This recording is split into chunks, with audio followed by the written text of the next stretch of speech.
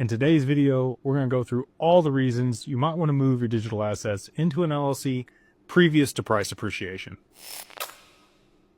All right, so you have digital assets.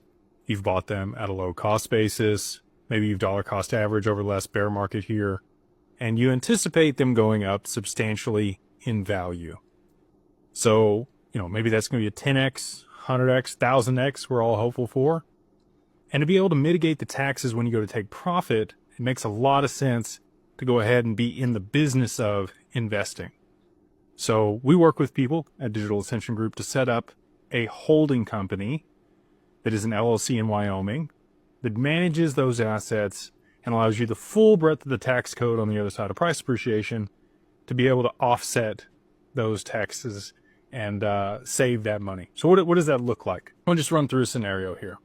I'm going to give you an amount of XRP. This is not financial advice. Nothing here is for, investment advice. It's only for entertainment, educational purposes. Always consult with your financial advisor or Digital Wealth Partners before making any investment decisions. So let's say, over the bear market here, it could be a breadth of assets. Maybe you've got XRP, maybe you've got some Bitcoin, maybe you've got some Hedera Hashgraph, maybe you've got some Ethereum, maybe you've got Solana, whatever it is. You anticipate it's going to go up in value, and maybe it already has. And so you're starting to see those gains, and now you're looking to take profits at some point. There's a lot of people out there that discourage taking profits, or they say to sell it all. I think that's dependent on your financial position and your long-term goals. And again, you should consult with a wealth manager before making those decisions, and a CPA to be aware of the tax consequences. Let's say, you've got 100,000 of asset X and you've bought it at 50 cents and it goes to $100 a piece.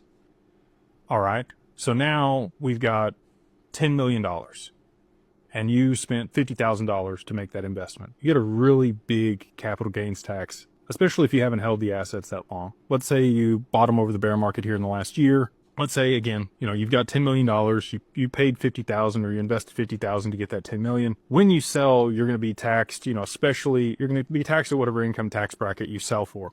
So let's say, you want to sell $500,000 of it or $1 million of it. You're going to be looking at 37.5 and almost, potentially up to 50% depending on what state you're residing in, that you're going to owe in taxes. But if you have those assets in an LLC, now we have the full breadth of the tax code where we can do some fun stuff to be able to offset some of those tax implications. So let's say you wanted to buy a vehicle. Well, you need to be able to drive and meet with people to discuss investments and go look at properties and the other stuff that you might invest in.